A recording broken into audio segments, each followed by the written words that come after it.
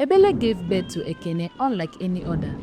The night Ekene was born, rain and thunder battled across the skies. Ekene wasn't born alone. He came alongside a small drum clung tightly to his hands. When the midwife saw Ekene, she screamed and flew away. Everyone ran. Only Oma the village widow stayed behind. She lifted Ekene up and said to Ebele, "Your baby is beautiful. But wait, did you say you always feel drum beats in your belly?" Ebele smiled and said yes, mostly at night, sometimes loud enough that I would even dance. And so, Oma handed Ekene to his mother silently with a smile. By the next morning, rumors had occupied the tiny village. "Have you seen Ebele's child?" A woman whispered to another. "They said he came with a drum." People stayed away from Ebele and Ekene, except for Oma. But as Ekene grew, the drum grew alongside with him. The beats grew louder, that the villagers began to feel disturbed. "This is becoming lousy," a villager complained. When he laughed, the sound was like the drumming of a festival. When Ekene cried, the drums shook the house until pots and calabashes rattled. At night, the sound carried into the forest, and strange spirits began to gather at the village edge, dancing to the verse. The elders became afraid. They whispered, "Ekene is not a child of men. His drum's beat calls the ancestors. Soon, they will come for him. And maybe for us." Mothers even warned their children never to use the route that passes through Ekene's house. Talk less of playing with him. One hot afternoon, 4 men from the village discovered a lake dangling with fishes in the forest. They rushed home, grabbed their nets happily, and rushed back to the lake.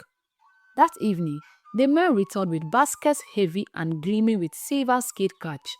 The people rejoiced, for the feast was plenty. Songs filled the air, fires roasted fishes, and families ate until their bellies were full. But at midnight, when the moon was high and silence wrapped the village, strange winds stirred. Out of the darkness came very tall male creatures, towering, glowing faintly, with eyes like burning coals. They cried out, "You men of the village have stolen from us. You call it fishing, but those you caught were our wives, our children. You have feasted on our family. It is time for us to feast on you." Fear swept through the villagers like cold rain. Such a thing had never happened. The men pleaded, saying, "We will return the fishes." But when the baskets were brought forth, the fairy creatures counted and shook their heads. "You have eaten of them, and so we must take not only you, but your wives and children, to restore what you have stolen." The women wept. The children clung to their fathers. The men bowed low in sorrow. The whole village trembled under the blazing judgment. But then, from the crowd, Ekene stepped forward, his drum slung across his shoulder. His eyes shone with quiet courage. He said softly yet firmly, "If you must take them, then take them. But before you go, allow us to honor them one last time." The villagers gasped in disbelief, but the fairy creatures swayed and nodded. "Of course, honor them, then we shall take them away." And so, Ekene raised his hands and began drumming. Not a drum of peace, not even a drum of grief, but a verse so ancient and powerful. It was said to sweep away all thoughts from any stranger who set foot in the land. The sound began, slow but deep, like the heartbeat of the earth. The villagers began to sway. The fairy creatures stamped their feet. The verse grew faster, flowing like a river, cycling like wind. And soon, everyone, villagers, fairy creatures, was caught in the dance. They swayed, they stamped, they clapped, they shook. The sky itself seemed to spin with the verse of Ekene's drum. Then, when the air was filled with sweat and laughter, Ekene stopped. The creatures blinked. They looked around, confused but smiling. One of them said, "What a great hospitality. We came, and you welcomed us with celebration. We are grateful. We shall return to our home, full of joy." And just like that, they bowed, spread their glowing wings, and vanished into the sky, forgetting entirely why they had come.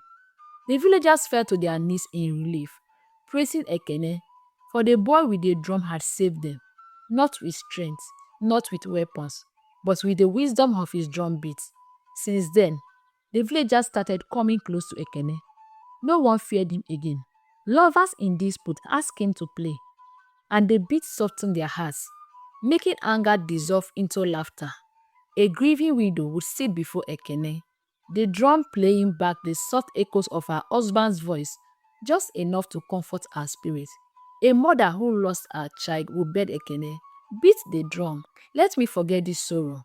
And with each drop of sound, the grief melted. Ekene's heart was inside the drum, and the drum carried the whispers of the land, the voices of the ancestors, and the tears of the living. The people honored him, and though he lived with the weight of being different, he grew into a wise man who taught the village that sometimes what we fear most is what we need most. What is strange is not always a cause. Sometimes it is a gift meant to guide, to heal, or to protect. Dearest viewer, thank you for watching. If you are new to this channel, don't forget to hit the subscribe button to join this amazing family preserving African folktales.